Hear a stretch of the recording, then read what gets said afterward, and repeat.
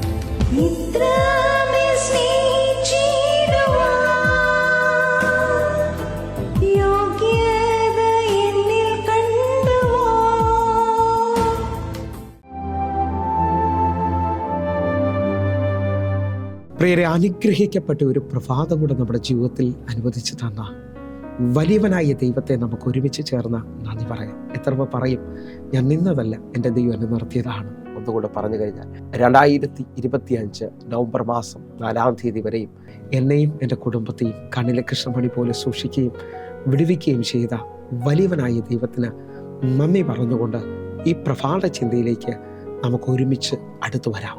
നമ്മുടെ കുടുംബത്തെ യേശുവിൻ്റെ വേലിവളപ്പിൽ സൂക്ഷിക്കുവാൻ തയ്യാറാകുക.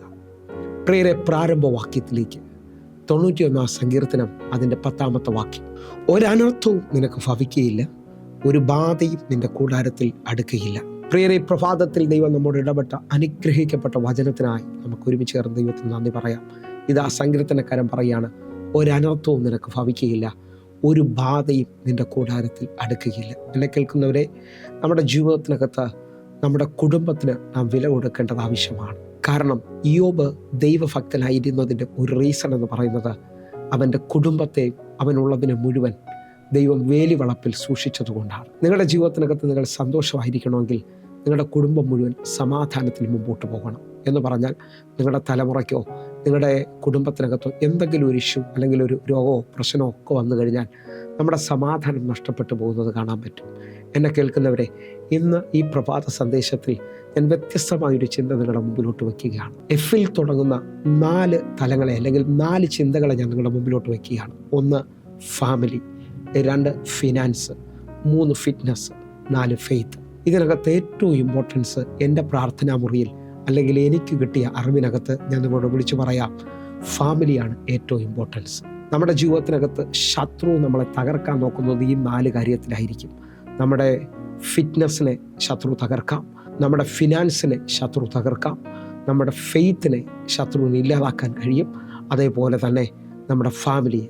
എന്നാൽ ഇതിനകത്ത് നിങ്ങൾ ഏറ്റവും കൂടുതൽ ശ്രദ്ധിക്കേണ്ടത്, നിങ്ങളുടെ ഫാമിലിയെ യേശുവിൻ്റെ വേലിവളപ്പിൽ നിങ്ങൾ സൂക്ഷിക്കുമെങ്കിൽ ഈ ബാക്കി 3 കാര്യങ്ങളെയും നിങ്ങളുടെ ഫാമിലി ഒരുമിച്ച് നിന്നാൽ തിരിച്ചു പിടിക്കാൻ കഴിയും. എന്ന് പറഞ്ഞാൽ നഷ്ടപ്പെട്ടു പോയ സമ്പത്തിനെ നമുക്ക് തിരിച്ചു പിടിക്കാൻ കഴിയും.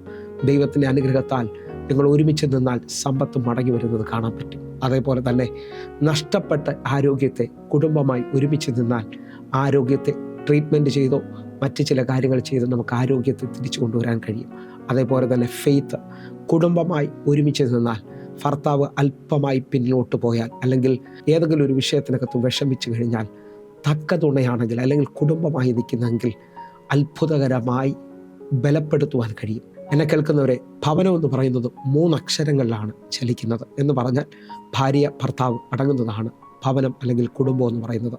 ഇതിനകത്ത് ഈ നഷ്ടപ്പെട്ടു പോയാൽ ബാക്കിയെല്ലാം വനം പോലെയാണ്. എന്ന് പറഞ്ഞു കഴിഞ്ഞാൽ വനത്തിനകത്ത് എല്ലാം ഒന്നിനെ ഒന്ന് ആക്രമിക്കുന്ന നിലയാണ്, ഒന്നിനൊന്ന് വിരോധമായി ചലിക്കുന്നതാണ്. വനത്തിൻ്റെ പ്രത്യേകത എന്ന് പറയുന്നത് കീഴടക്കി മുമ്പോട്ട് പോകുക എന്നുള്ളതാണ്.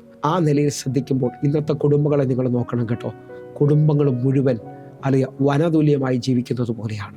വാസ്തവമായിട്ടും ഭാര്യ ഭർത്താവിന് കീഴ്പ്പെടാതെ അല്ലെങ്കിൽ എല്ലാം ഒരു തകർച്ചയിൽ പോകുന്നത് പോലെയുള്ള അനുഭവമാണ്. ഇതിനകത്ത് നിങ്ങൾ തിരിച്ചറിയണം, ഏദൻ തോട്ടത്തിൽ വെച്ച് മനുഷ്യൻ തനിയിരിക്കുന്നത് നന്നല്ലെന്ന് കണ്ടുകൊണ്ട് ദൈവമാണ് മനുഷ്യന് തക്ക തുണയുണ്ടാക്കുകയും കുടുംബമാക്കുകയും ചെയ്തത്. ആ നിലയിൽ ശ്രദ്ധിക്കാമെങ്കിൽ ദൈവത്തിൻ്റെതായ പണിയെ തകർക്കുവാൻ ശത്രു ഇന്നും ചലിക്കുമ്പോൾ നിങ്ങൾ തിരിച്ചറിയേണ്ടത് പ്രാർത്ഥനയോടെ ഈ ദിവസങ്ങളിൽ ബലപ്പെടുക എന്നുള്ളതാണ്. പ്രാർത്ഥനയോടുകൂടെ നിങ്ങളുടെ കുടുംബത്തെ നിങ്ങൾ കാക്കുക എന്നുള്ളതാണ്. ഞാൻ ഒന്നുകൂടെ ഒന്ന് ഓർപ്പിക്കാം, നിങ്ങളുടെ ഫിനാൻസ് തകർന്നിട്ടുണ്ടാകാം, നിങ്ങളുടെ ഫിറ്റ്നസ് തകർന്നിട്ടുണ്ടാകാം, നിങ്ങളുടെ ഫെയ്ത്ത് ഈ ദിവസങ്ങളിൽ നഷ്ടപ്പെട്ടതുപോലെ ആയിരിക്കാം നിങ്ങൾ നിൽക്കുന്നത്. പക്ഷേ ഞാൻ ആത്മാവിൽ വിളിച്ചു പറയുന്നു, നിങ്ങളുടെ ഫാമിലി ഒരുമിച്ച് നിൽക്കുമെങ്കിൽ, നിങ്ങളുടെ കുടുംബം ഒരുമിച്ച് നിൽക്കുമെങ്കിൽ, പഴയ നിയമത്തിൽ തൻ്റെ ഭക്തനായ യോശുവ പറഞ്ഞതുപോലെ ഞാനും എൻ്റെ കുടുംബവും ഞങ്ങൾ യഹോവയെ സേവിക്കും. എന്നെ കേൾക്കുന്നവരെ, ഇയ്യോബിൻ്റെ പുസ്തകം നാം ശ്രദ്ധിച്ചാൽ സാത്താന് ഇയ്യോബിനെ തൊടാൻ കഴിയാഞ്ഞത് ദൈവത്തിൻ്റെ വേലി വളപ്പിൽ ഇയ്യോബിനെ സൂക്ഷിച്ചതുകൊണ്ടാണ്. ഇയ്യോബിൻ്റെ പുസ്തകം 1-ാം അധ്യായം അതിൻ്റെ 9-10 വാക്യങ്ങളിലേക്ക്. അതിന് സാത്താൻ യഹോവയോട്, വെറുതെയോ ഇയ്യോബ് ദൈവഭക്തനായിരിക്കുന്നത്? 10-ാമത്തെ വാക്യം, നീ അവനും അവൻ്റെ വീടിനും അവനുള്ള സകലത്തിനും ചുറ്റും വേലി കെട്ടിയിട്ടില്ലയോ? നീ അവൻ്റെ പ്രവൃത്തിയെ അനുഗ്രഹിച്ചിരിക്കുന്നു, അവൻ്റെ മൃഗസമ്പത്ത് ദേശത്തിൽ പെരുകിയിരിക്കുന്നു. ഇവിടെ സാത്താൻ ഇയ്യോബിനെ കുറിച്ച് പറയാണ്, ഇയ്യോബ് വെറുതെയാണോ ദൈവഭക്തനായിരിക്കുന്നത്? നീ അവനും അവൻ്റെ വീടിനും ഒക്കെയും വേലി കെട്ടി സൂക്ഷിക്കുകയാണ്. എന്നെ കേൾക്കുന്നവരെ, ഈ മണിക്കൂറുകളിൽ കുടുംബത്തെ ഏറ്റവും അധികം ശ്രദ്ധിക്കാൻ തയ്യാറാകണം. നിങ്ങളുടെ ജീവിതത്തിനകത്ത് എവിടെയാണോ ഇന്നലകളിൽ പരാജയം സംഭവിച്ചത് അതെല്ലാം മാറ്റി ഇന്ന് കുടുംബമായി ഒരുമിച്ച് നിൽക്കാൻ തയ്യാറാകണം. എൻ്റെ കർത്താവ് നിങ്ങളുടെ കുടുംബമായി അനുഗ്രഹിക്കാൻ ആഗ്രഹിക്കുന്നു. കുടുംബമായി ബലപ്പെട്ട് കഴിഞ്ഞാൽ നിങ്ങളുടെ നഷ്ടപ്പെട്ടു പോയ സമ്പത്തിനെ നിങ്ങൾക്ക് തിരിച്ചു പിടിക്കാൻ പറ്റും. നഷ്ടപ്പെട്ടു പോയ ആരോഗ്യത്തെ, സന്തോഷത്തെ നിങ്ങൾക്ക് തിരിച്ചു പിടിക്കാൻ കഴിയും. നിങ്ങളുടെ നഷ്ടപ്പെട്ടു പോയ വിശ്വാസത്തെ നിങ്ങൾക്ക് വീണ്ടും മടക്കി കൊണ്ടുവരാൻ കഴിയും. നിങ്ങൾ വിശ്വസിക്കുക, നിങ്ങളുടെ ഫാമിലിയെ ഈ ദിവസങ്ങളിൽ യേശുവിൻ്റെ വേലി വളപ്പിൽ സൂക്ഷിക്കുവാൻ തയ്യാറാകുക. ഈ പ്രഭാത സന്ദേശം അനേക കുടുംബങ്ങൾക്കൊരു അനുഗ്രഹമാകട്ടെ. കർത്താവ് നിങ്ങളെ അധികത്തിൽ മാനിക്കും, അധികത്തിൽ പ്രവർത്തിക്കുന്നു വിശ്വസിക്കുന്നു. കണ്ണുകളൊന്ന് അടയ്ക്കാം, പ്രാർത്ഥിക്കാം. ഞങ്ങളെ സ്നേഹിക്കുന്ന ഞങ്ങളുടെ നല്ല ദൈവമേ, പൂർണ്ണ ഹൃദയത്തോടെ ഞങ്ങൾ ഒരുമിച്ച് ചേർന്ന് പ്രാർത്ഥിക്കുന്നു. കർത്താവെ, ഇന്ന് എന്നെ കാണുന്നവർ ഇവർ കുടുംബമായി ഒരു വലിയ ഐക്യതയിലേക്ക്, കുടുംബമായി ഇവർ ഒരുമനപ്പെടുന്ന നിലയിലേക്ക് വരട്ടെ. യേശുവിൻ്റെ രക്തത്തിലും യേശുവിൻ്റെ നാമത്തിൽ ഞാൻ പ്രാർത്ഥിക്കുന്നു. കർത്താവെ, കുടുംബമായുള്ള ബ്ലെസ്സിങ്ങുകൾ ഇവരുടെ മേളിൽ വരട്ടെ. വാഗ്ദത്തങ്ങൾ നിവൃത്തിയാകട്ടെ. അത്ഭുതങ്ങൾ സംഭവിക്കട്ടെ. ദേശത്തിൽ ഇവർ മാനിക്കപ്പെട്ടെന്ന് പറയാൻ തക്കവണ്ണം അങ്ങ് ഈ പ്രഭാത മെസ്സേജിൽ ഇവരെ അനുഗ്രഹിക്കണം. യേശുവിൻ നാമത്തിൽ പ്രാർത്ഥിക്കുന്നു. കേൾക്കണം പിതാവേ. ആമേൻ, ആമേൻ. പ്രിയരെ, പ്രഭാത സന്ദേശം നിങ്ങൾക്ക് അനുഗ്രഹമാകുന്നുവെങ്കിൽ നമ്മുടെ യൂട്യൂബ് ചാനൽ സബ്സ്ക്രൈബ് ചെയ്യും. അതേപോലെ തന്നെ ഫേസ്ബുക്കിലേക്ക് നിങ്ങൾ ജോയിൻ ചെയ്യണമെന്ന് ഓർപ്പിക്കുന്നു. അതേപോലെ നിങ്ങളുടെ പ്രാർത്ഥന വിഷയങ്ങളുമായി നിങ്ങൾ വിളിക്കണം. നിങ്ങൾക്ക് നേരിട്ട് വിളിക്കുകയും പ്രാർത്ഥിക്കുകയും ചെയ്യാൻ പറ്റും പ്രയർ ലൈനിലൂടെ. അതേപോലെ എല്ലാ ദിവസവും നമുക്ക് സൂമിൽ ആരാധനയുണ്ട്. നിങ്ങൾ കടന്നു വരണമെന്ന് ഓർപ്പിക്കുന്നു. കർത്താവ് നിങ്ങളെ അധികത്തിൽ മാനിക്കട്ടെ. God bless you. ആമേൻ, ആമേൻ.